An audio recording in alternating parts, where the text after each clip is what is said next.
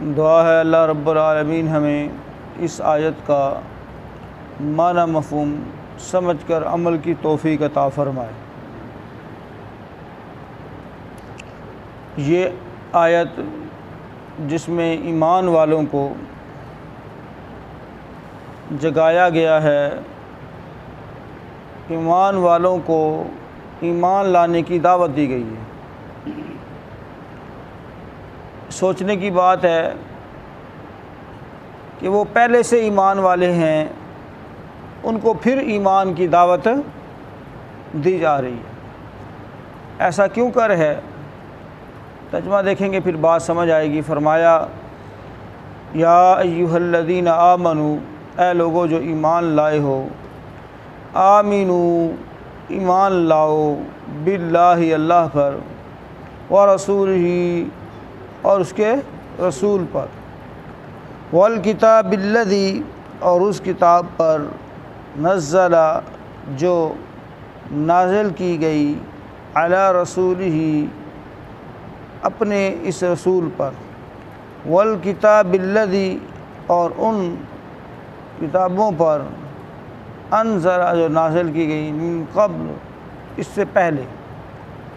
ومن یکفر باللہ اور جو کوئی کفر کرے، انکار کرے اللہ کے ساتھ، وملائکتہ اور اس کے فرشتوں کے ساتھ،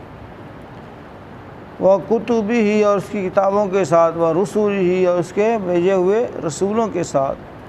والیوم الآخر اور آخرت کے دن کا، فقد پس تحقیق، ضل گمراہ ہو گیا وہ، ضلالا بعیدا بہت دور کا گمراہ ہونا، بہت دور کا گمراہ ہونا، یعنی ایسی وادی میں چلا گیا جہاں سے اب واپسی ممکن نہیں ہے۔ ترجمہ دوبارہ سے دیکھیں، یا ایھا الذین آمنوا، اے لوگو جو ایمان لائے ہو، آمنوا باللہ ایمان لاؤ اللہ پر، ورسولہ اور اس کے رسول پر، والکتاب الذی اور اس کتاب پر جو نزل علی رسولہ جو اس نے اپنے رسول پر نازل کی، والکتاب الذی اور اس کتاب پر، انزل جو نازل ہوئی، من قبل آپ سے پہلے، ومن یکفر باللہ اور جو کوئی کفر کرے، انکار کرے اللہ کے ساتھ، وملائکتہ اور اس کے فرشتوں کے ساتھ، وکتبہ اور اس کی کتابوں کا، ورسولہ اور اس کے بھیجے ہوئے مبعوث کیے ہوئے رسولوں کا، والیوم الآخر اور آخرت کے دن کا، یعنی جزا سزا کے دن کا، فقد پس تحقیق ضل ضلالا بعیدا پس بے شک ایسا جو شخص ہے وہ گمراہ ہوا بہت دور کا گمراہ ہونا۔ محترم بھائیو، اس آیت مبارکہ کے کئی ایک معنی بیان کیے گئے ہیں۔ سب سے معتبر معنی، سب سے اچھا معنی اس کا یہ ہے کہ اے ایمان والو، اپنے ایمان کے اندر ثابت قدم رہو، اپنے ایمان پر استقامت اختیار کرو، اس کے اندر خلوص پیدا کرو۔ یا ایھا الذین آمنوا آمنوا باللہ، یعنی ایمان والوں کو جھنجھوڑا جا رہا ہے، ان کو اپنی اصلاح اور کرنے کا حکم دیا جا رہا ہے،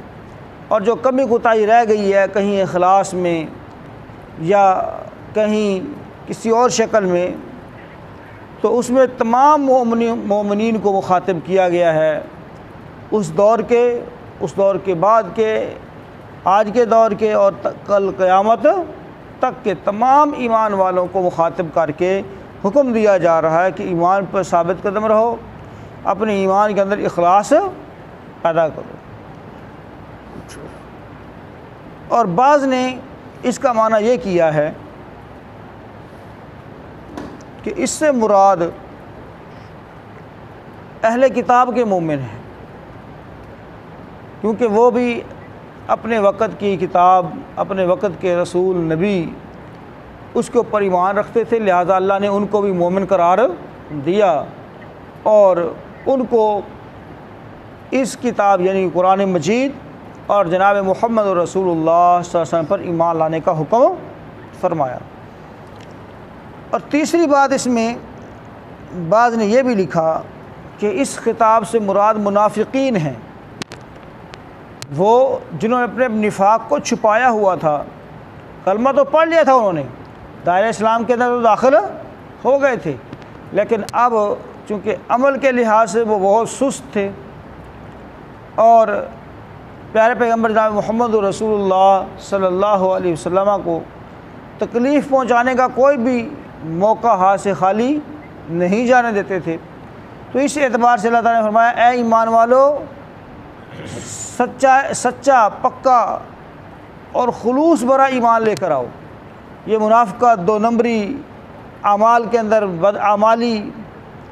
عقائد کے اندر بدعقیدتی،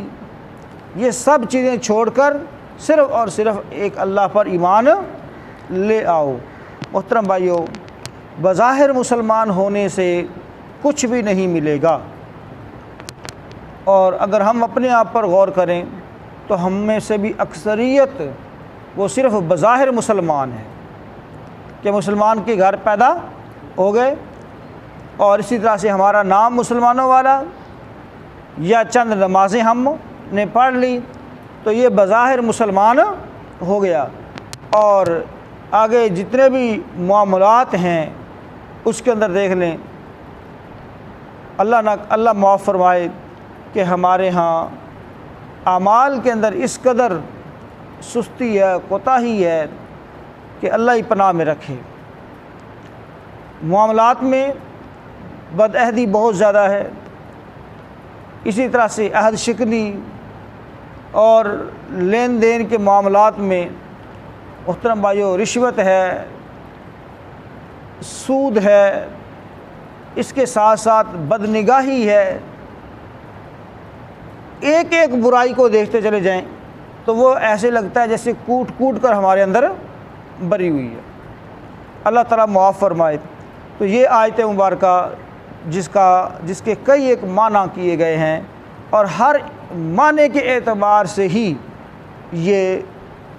درست ثابت ہو رہی ہے، درست لگ رہی ہے۔ اگر اس کا پہلا معنی کیا جائے کہ ایمان والوں کو کہا جا رہا ہے کہ اپنے اعمال میں،